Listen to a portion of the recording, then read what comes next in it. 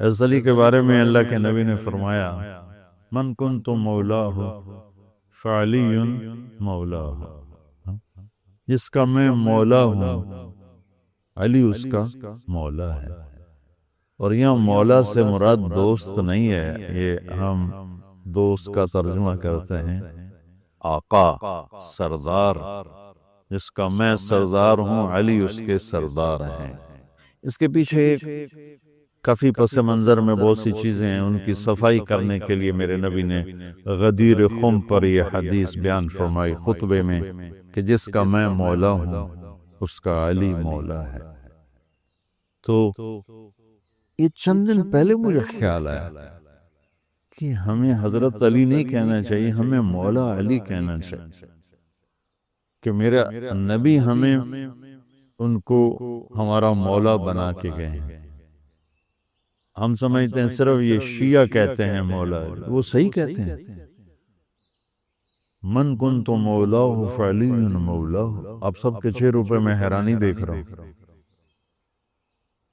حالانکہ میں آپ کو صحیح حدیث پیش کر رہا ہوں، من کنت مولاہ فعلی مولاہ، جس کا میں مولا ہوں علی اس کا مولا ہے۔ تو میں اب حضرت علی نہیں کہتا، میں کہتا ہوں مولا علی، کہ ان کا حق ہے۔ جیسے ہر صحابی کی بعض خصوصیات ہیں جو دوسرے میں نہیں۔ آپ نے ابو بکر سب سے بڑی ہستی ہیں صحابہ، ان کو نہیں، آپ نے کہا کہ تو جنت میں میرے آگے آگے چلتا ہے۔ بلال کو کہا کیا بات ہے، جب جنت میں جاتا ہوں مجھ سے آگے آگے چلتا نظر آتا ہے، جزوی فضیلت۔ سارے لوگ پیدل چلیں گے، میں براق پہ چلوں گا، میرے نبی نے فرمایا، اور بلال میرے آگے سرخ اونٹنی پہ بیٹھ کے چلے گا، یہ جزوی فضیلت۔ جنت میں جانے لگوں گا تو جنت کی سواری کی لگام ایسے نیچے گرے گی۔ نیچے گرنے کا مطلب ہے کوئی ڈرائیور آئے گا، کوچوان آئے گا جو چلائے گا، تو بلال حبشی کو یہ رسی پکڑائی جائے گی۔ تو اس طرح یہ جزوی فضائل کسی کے کسی طرح، کسی کے کسی طرح ہیں۔ تو مجھے خیال ہے کہ ہم اہل البیت کے حق میں بڑی کوتاہی کرتے، بہت کوتاہی کرتے۔ ہم اللہ کے نبی کی اولاد کے تذکرے نہیں کرتے، اس سے ان سے محبت کی گرمی بھی نہیں پیدا ہوتی۔ ہم تم میری اولاد کی برائیاں میرے سامنے شروع کر دو تو تم مجھے اچھے لگو، اور میرے سامنے آ کر میری اولاد کی تم تعریف شروع کر دو، چاہے مجھے پتہ بھی ہو جھوٹی تعریف کرنا، تو بھی میرا دل خوش ہو جائے۔ تو ہم نے نا اللہ کے نبی کے گھرانے کے بارے میں بہت کوتاہی کی، بہت کوتاہی کی۔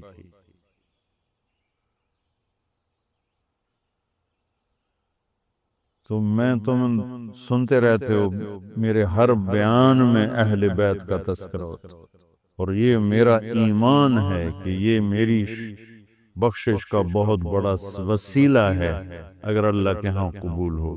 ریاکاری میں مردود ہو گیا تو وہ تو الگ بات ہے، اور جو اس کا ہر فیصلہ حق ہے، لیکن اگر میرے اللہ نے قبول فرمایا تو میرے بیانوں میں میری سب سے بڑی متاع میرے نبی کے گھر کا تذکرہ ہے۔ میں اس سے اندر کی محبت سے بھر کے کرتا ہوں، اور اپنی کوتاہی پر اور امت کی کوتاہی پر استغفار کرتا ہوں کہ ہم نے اپنے نبی کی اولاد بھلانا تو کیا ہے، 60 سال میں کیا کر دیا، ذبح کر کے رکھ دیا۔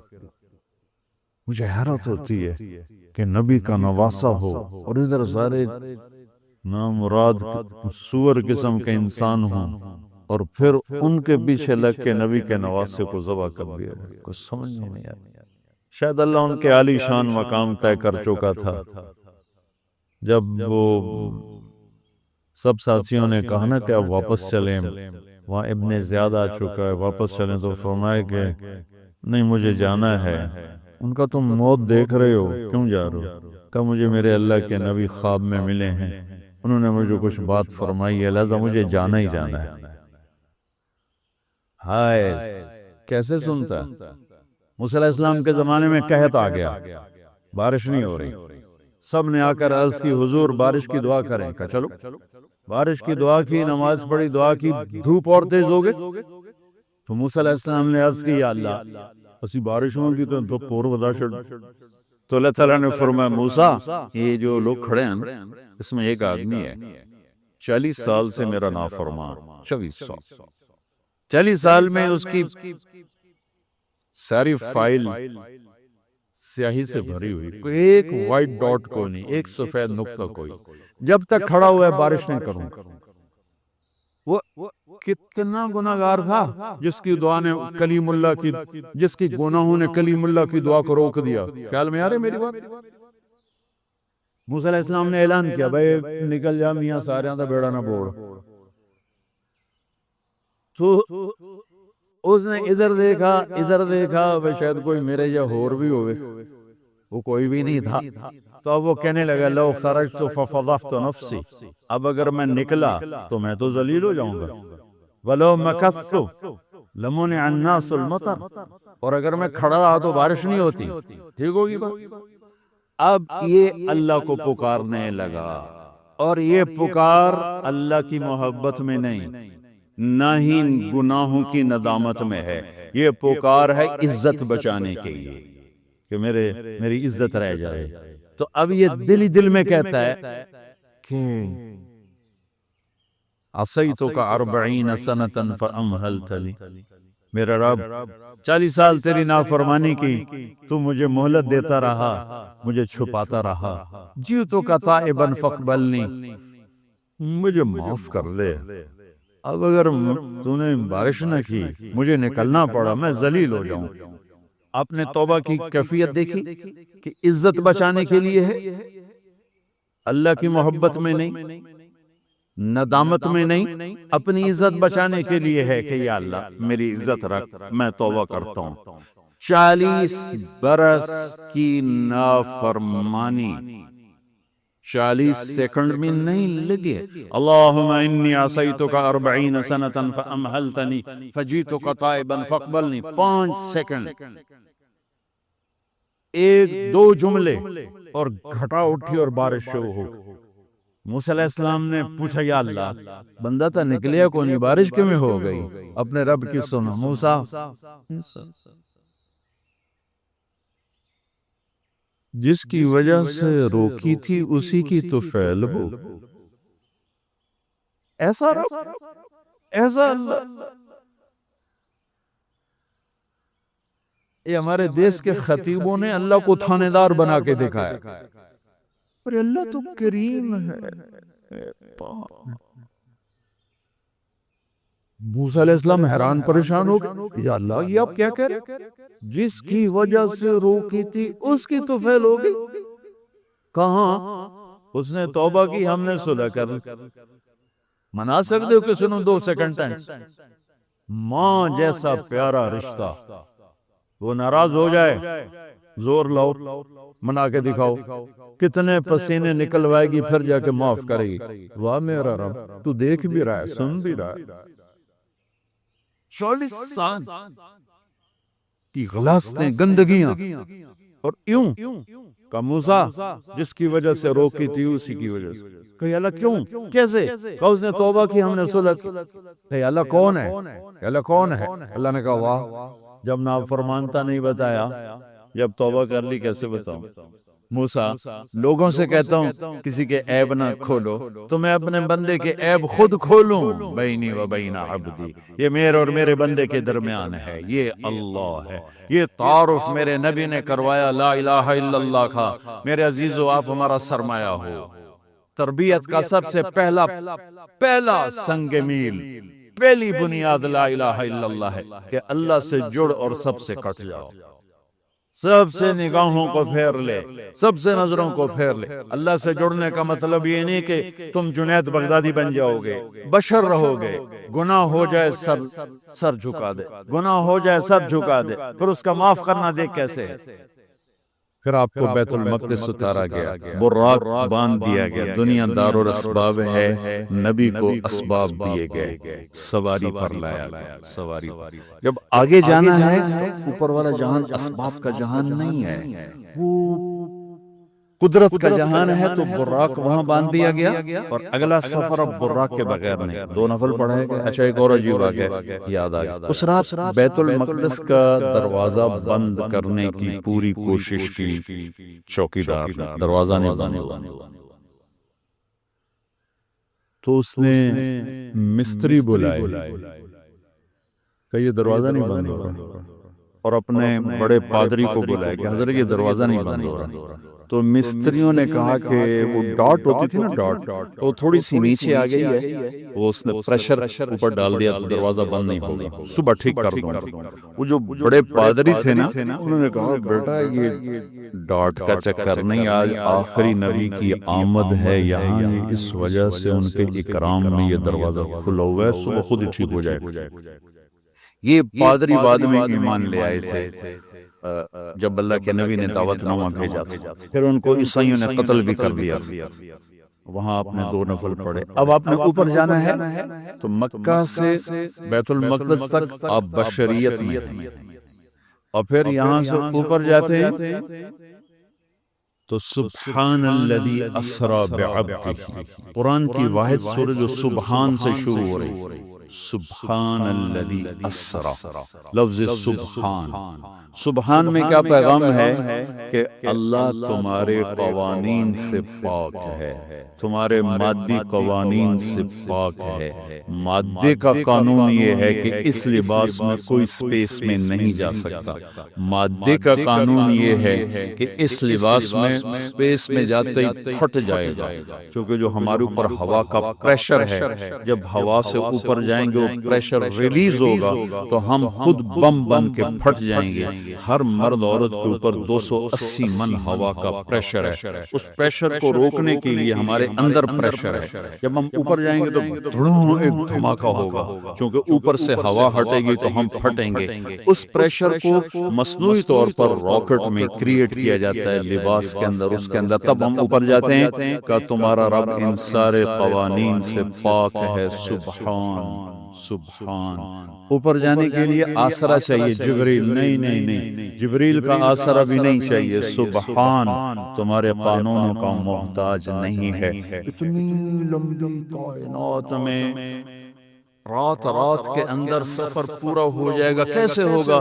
نہیں ہو سکتا، ہو سکتا ہے، کیوں؟ سبحان کہ تیرا رب زمان کا بھی مالک ہے، مکان کا بھی مالک ہے۔ ٹائم کو روکنا، زمانے کو روکنا، مکان کو روکنا تمہارے لیے ناممکن ہے، تیرے رب کے لیے ممکن ہے۔ آئنسٹائن مر رہا تھا تو کسی نے کہا تیرے جیسا سائنسدان بھی مر رہا ہے، کہنے لگا ہاں، ٹائم سے باہر نکال دو تو میری موت نہیں ہوگی، موت سے بچ جاؤں گا، اور ٹائم سے باہر مجھے کون نکالے گا؟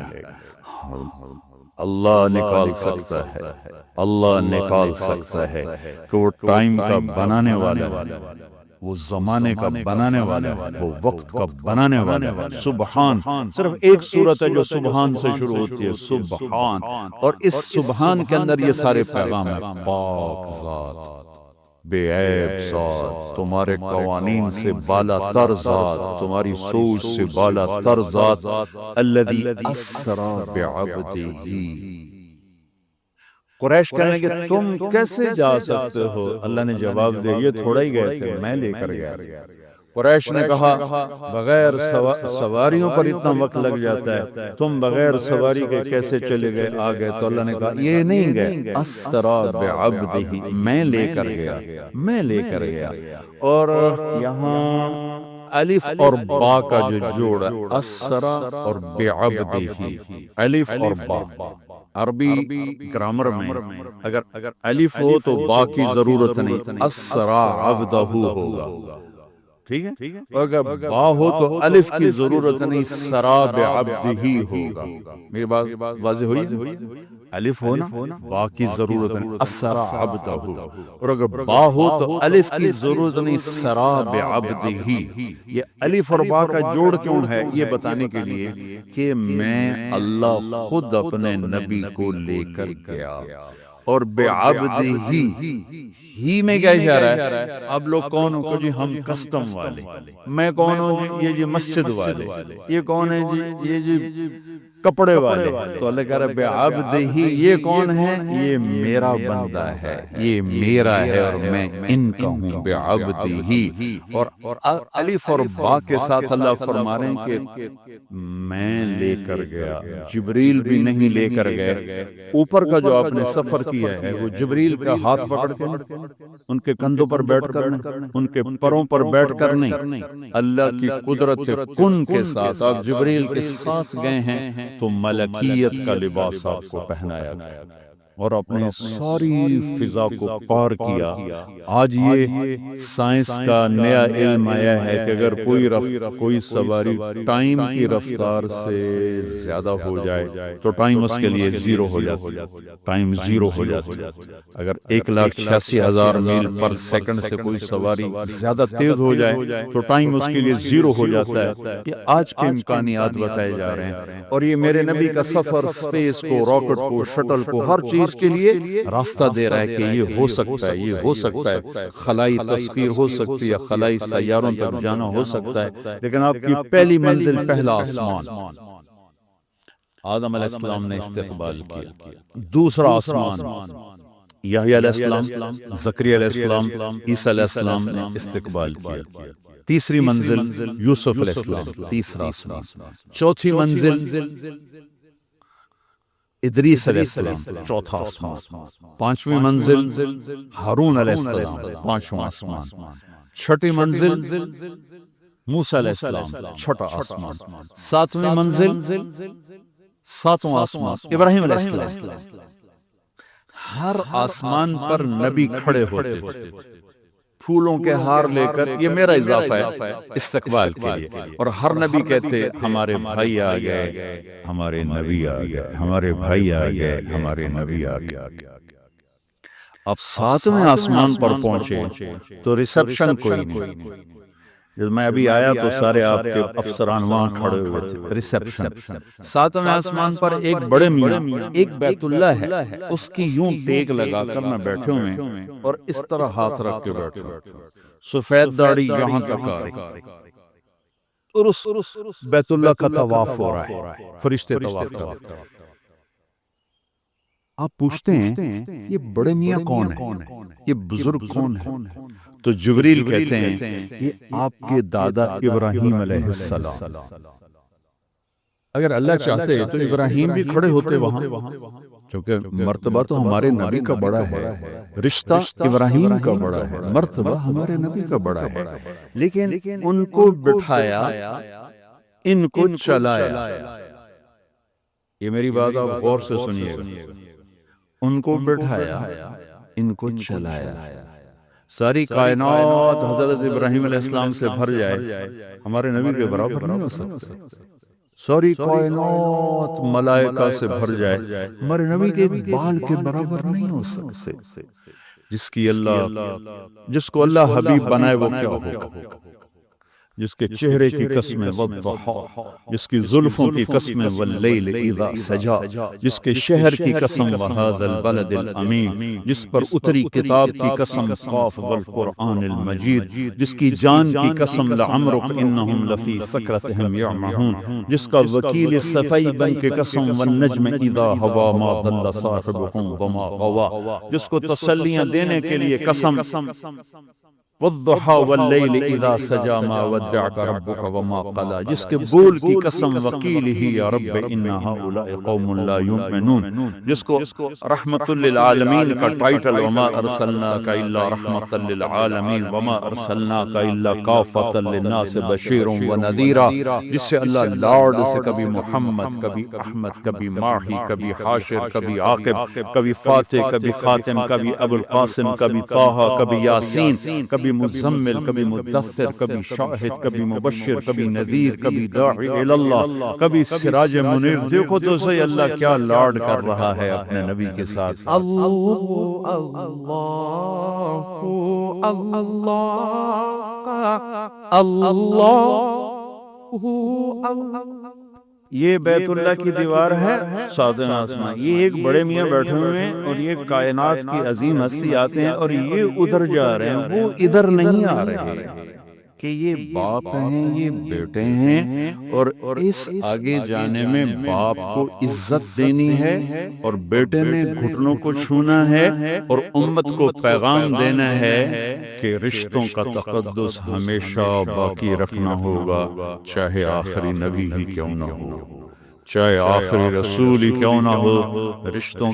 رشتوں کو تولا نہیں جا سکتا، ناپا نہیں جا سکتا، پیسوں پہ نہیں تولنا، رشتہ رشتہ ہوتا ہے۔ یہ چلے وہ کھڑے ہوئے، سارے نبیوں نے کہا بھائی آ گیا، ابراہیم نے کہا میرا بیٹا آ گیا، میرا بیٹا آ گیا، میرا بچہ آ گیا، میرے نبی آ گیا، نبی بھی کہا میرے نبی آ گیا، اور کہا میرا بیٹا آ گیا، میرا بچہ آ گیا، پھر گلے لگایا، پھر ماتھا چوما۔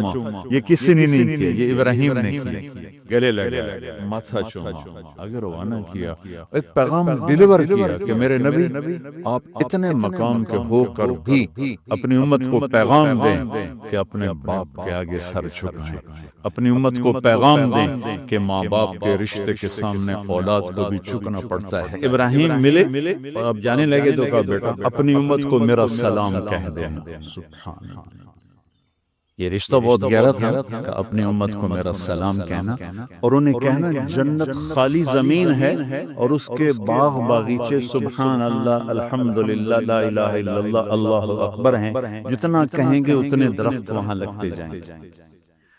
اب آپ سدرۃ المنتہا پہنچے تو ایک آج کی اس میں آج کے لہجے کی گفتگو کہ جبریل نے کہا یا رسول اللہ آگے میرے پاس ویزا کوئی نہیں، آگے اور جہان ہے، ملکوتی جہان بھی ختم، ملائکہ کا جہان، سدرۃ المنتہا، یوں سمجھو جبریل اپنے گھر میں کہہ رہے ہیں یا رسول اللہ اس سے آگے میرے پاس ویزا کوئی نہیں، میں نہیں جا سکتا۔ کہا میں اتنا بھی آگے جاؤں گا ایک بالش تو میں جل کے راکھ ہو جاؤں گا، میں نہیں جا سکتا۔ تو یہاں آ کر ملکوتی حیثیت بھی ختم ہو کر کوئی اور حیثیت آپ کو عطا کی گئی، وہ اللہ جانے، اللہ کا حبیب جانے۔ عرش تک پہنچنے میں پہلی ہستی کامیاب ہو رہی ہے۔ جبریل بھی کہہ رہے ہیں آگے نہیں جا سکتا یا رسول اللہ، بس ختم، میں ختم۔ عرش پہلی دفعہ اس کے دروازے کسی ہستی کے لیے کھل رہے ہیں اور آپ کے قدم عرش پہ پڑ رہے ہیں، اور چوتھی منزل آپ کی اللہ اور حبیب اللہ ہیں کہ اللہ نے سارے پردے ہٹا کر اپنا آپ دکھا کر کہا السلام علیک ایھا النبی ورحمۃ اللہ وبرکاتہ۔ اے میرے محبوب، آپ کا رب آپ کو سلام پیش کرتا ہے۔ اور یہاں حبیب اور حبیب اللہ میں ملاقات ہے، ثم دنا فتدلی فکان قاب قوسین او ادنی۔ یہ لفظ آپ نے سنا ہوگا، قاب قوسین، قاب قوسین۔ میں آپ کو آج اس کی تصویر بنا کے دکھاتا ہوں کہ قاب قوسین کا مطلب کیا ہے۔ عربوں میں اکثر لڑائی ہوتی رہتی تھی، جب ان میں صلح ہوتی تھی تو قبیلوں کے سردار اکٹھے ہوتے تھے اور صلح ہو رہی۔ صلح کیسے ہوتی تھی؟ یہ ایک کمان ہے عرب سردار کے ہاتھ میں، یہ دوسری کمان ہے دوسرے عرب سردار کے ہاتھ میں، ان دونوں کی لڑائی ہے۔ یہ دو عرب سردار ان میں صلح کروا رہے ہیں، یہ دو ساتھ ان کے اس صلح کو پورا کرنے کے لیے آ رہے ہیں۔ اب یہ ایک محفل ہوتی تھی، ایک عرب سردار اٹھ کے اپنی کمان یوں کرتا تھا، یہ کمان کا وہ دھاگا ہے جس کے اوپر تیر کھینچا جاتا تھا، اور یہ وہ لکڑی ہے، ٹھیک ہوگی یہ۔ اب یہ یوں آ کر اپنی کمانوں کے سرے یوں ملا دیتے تھے۔ اب دیکھ رہے ہیں سارے، یہ قوس، یہ قوس، قوس کہتے ہیں کمان کو، یہ قاب ہے، یہ قاب، قاب قوسین، دو کمانوں کی قاب، یہ اور یہ قاب اور یہ قوس، یہ قوس، تو اس ملنے کو عربی میں کہا جاتا ہے قاب قوسین، کہ اب جیسے دو کمانیں ان کے کنارے آپس میں مل گئے تو یہ سردار بھی آپس میں مل گئے، اب ان میں لڑائی نہیں ہوگی۔ اس محاورے کو اللہ نے اپنے اور حبیب اللہ کے لیے استعمال کیا، فَكَانَ قَابَ قَوْسَيْنِ، کہ میرا حبیب میرے قریب ایسے ہوا جیسے دو کمانوں کے کنارے قریب ہوتے ہیں۔ اگلی عجیب بات بتاؤں، او ادنا، اس کی کیفیت صرف اللہ جانتا ہے کہ نہیں، میرے حبیب اس سے بھی زیادہ میرے قریب ہو گئے۔ میرے بھائیوں، اس ہستی کو آئیڈیل بنا کے چلو، مزے کرو گے اللہ کی قسم، اور آپ کی نسلیں مزے کریں گے۔ اگر آپ لوگوں کی جیبوں پہ ڈاکے ڈالتے رہے، نہ آپ سکھی رہو گے نہ آپ کی نسلیں سکھی رہیں گی۔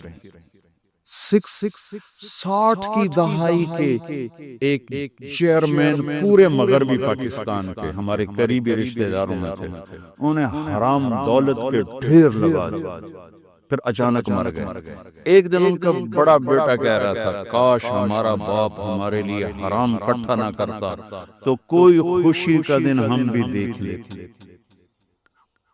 اور میں نے اس آدمی سے ان کانوں سے سنا، میں اج مر جاواں میری دھی نو کسے دی پرواہ کوئی، بیٹی کمزور ہوتی ہے، بیٹوں کا نام نہیں لیتا، بیٹی، میں اج مر جاواں میری دھی نو کسے دی پرواہ کوئی نہیں۔ ہائے ہائے ہائے، اس کا بیٹا کہہ رہا تھا، کاش ہمارا باپ ہمارے لیے حرام اکٹھا نہ کرتا تو کوئی خوشی کا دن ہم بھی دیکھ لیتے۔ پیٹ پہ پتھر باندھ لیے کہ میری امت پیسے پر نہ بک جائے، چوپڑی روٹی پراٹھے اور انڈے پر نہ بک جائے۔ 3 دن کے فاقے برداشت کیے۔ آپ باغ میں تشریف لے گئے، کھجوریں گری پڑی، گندی کھجوریں جو گر جاتی، آپ نے اٹھائی، وجہ کائنات، ساری کائنات جن کے لیے بنی، ایک گندی کھجور صاف کر کے منہ میں رکھی۔ ایک صحابی ساتھ ہے، عبداللہ تو نہیں کھاتا؟ کہ یا رسول اللہ مجھے بھوک کا مسئلہ نہیں تھا، وہ کھجور کھانا مشکل تھا، جی مجھے بھوک نہیں۔ کہ عبداللہ مجھے بھوک ہے، آج چوتھا دن ہے میں نے کچھ نہیں کھایا، چوتھا دن، مجھے 8 بجے تک چائے نہ ملے میرے سر میں درد ہو جاتا ہے، مجھے میں چائے نہیں پیتی، سرے چیڑ پہ گئی ہے۔ آج چوتھا دن ہے عبداللہ، میں نے کچھ نہیں کھایا، گری پڑی کھجور صاف کر کے کھائی۔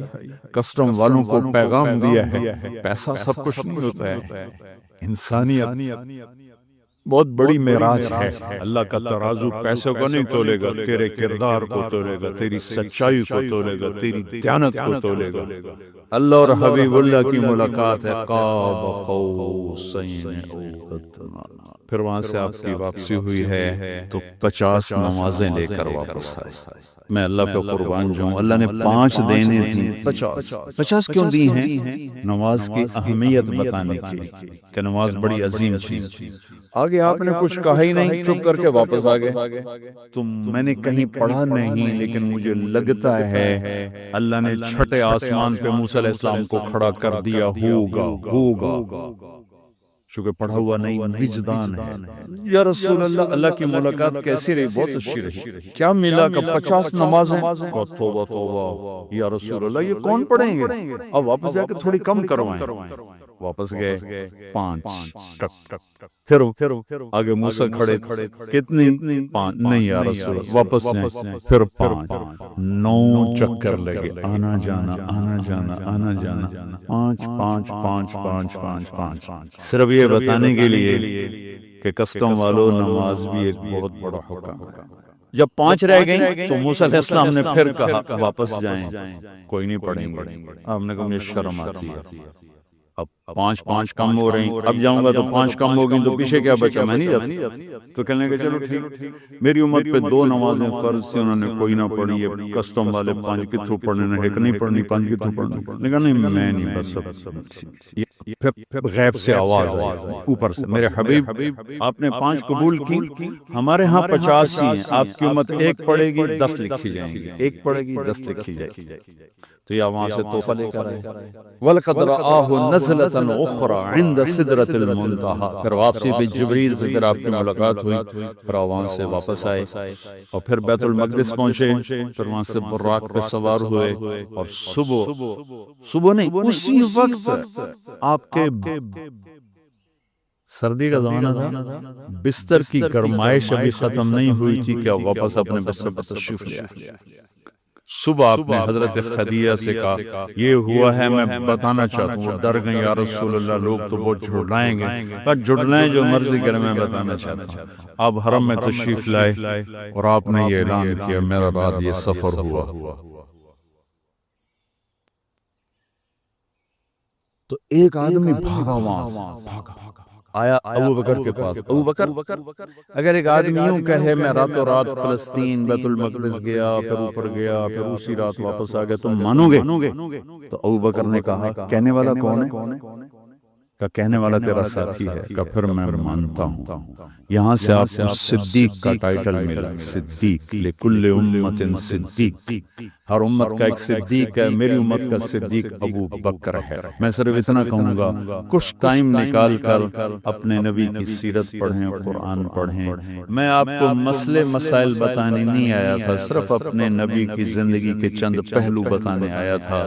آگے آپ کے اندر میں ایمان والا ایک بیٹھا ہوا ہے، پورا ایک فرد اندر بیٹھا ہوا ہے، ایک غلام محمد یہ کپڑوں میں ہے، ایک طارق جمیل کپڑوں میں ہے، ایک اس کے اندر ہے جو کبھی خطا نہیں کھاتا، کبھی غلط مشورہ نہیں دیتا، ہمیشہ سچ بولتا ہے، ہمیشہ صحیح کہتا ہے، ہمیشہ صحیح بات کرتا ہے، صحیح قبول کرتا ہے، غلط کو رد کرتا ہے۔ میں اسے تھپکیاں دے کے سلا دیتا ہوں، چپ کر سارا جہان کر رہا ہے، تو کی تتاں کی ہو گیا۔ وہ چلاتا رہتا ہے وہ غلط ہو رہا ہے، غلط ہو رہا ہے، غلط ہو رہا ہے۔ میں کہتا ہوں بکواس نہ کر، میں نے بچے پالنے، میں نے ان کے گھر بنانے، میں ان کی فیسیں بھرنے، میں نے ان کے فیوچر کو سنوارنا ہے، تو مجھے کیا سنا رہا ہے؟ سارا جہان کر رہا ہے، میں نے کر دیا تو کیا ہو گیا؟ یہ جنگ چلتی رہتی ہے، یہ اندر سسٹم ایمان، کتنا ہی ایمان کو گرا کے رکھ دو، وہ آواز لگاتا ہے، وہ صدا دیتا ہے۔ جو سن لیتا ہے وہ بیدار ہو جاتا ہے، جو نہیں سنتا پھر وہ موت پہ بیدار ہوتا ہے، پھر وہ بیداری کام نہیں آتی۔ حضرت علی کا فرمان ہے الناس نیام اذا مات انتبہوا، لوگ سوئے ہوئے ہیں، جب موت آئے گی آنکھ کھلے گی۔ خوش قسمت ہے جو مرنے سے پہلے آنکھ کھول کے دیکھ لے کہ یہ حق ہے اور یہ باطل ہے، یہ سچ ہے، یہ جھوٹ ہے۔ میرے نبی نے فرمایا میرا امتی ہر عیب کر سکتا ہے، ایک جھوٹ نہیں بول سکتا، ایک دھوکہ نہیں دے سکتا۔ میرا سارا دیش جھوٹ اور دھوکے سے بھرا پڑا۔ میں نیوزی لینڈ گیا، میں ڈپریشن کا شکار ہو گیا یہ سن کر کے پورے نیوزی لینڈ میں ایک آدمی جھوٹ نہیں بولتا، ایک آدمی جھوٹ نہیں بولتا۔ وہ میرا دفتر ہو، میری منڈی ہو، میرے کھیت ہوں، میرا سندھ ہو، میرا بلوچستان ہو، میرا سرحد ہو، میرا پنجاب ہو، سچ بولنے والے تو نظر ہی کوئی نہیں آتے۔ کون ہیں، کہاں ہیں؟ 100 میں 10 آدمی نمازی مل جاتے ہیں، 1 کروڑ میں ایک سچ بولنے والا نہیں ملتا۔ سچائی، دیانتداری، راست بازی، رزق حلال کھانے والوں کے گھر میں کبھی شام نہیں ہوتی، اور دھوکہ اور فراڈ اور فریب اور جھوٹ اور رشوت والے گھر میں کبھی صبح نہیں ہوتی۔ اگر میرے اللہ کے ہاتھ میں طاقت ہے تو یہ قانون کوئی نہیں بدل سکتا۔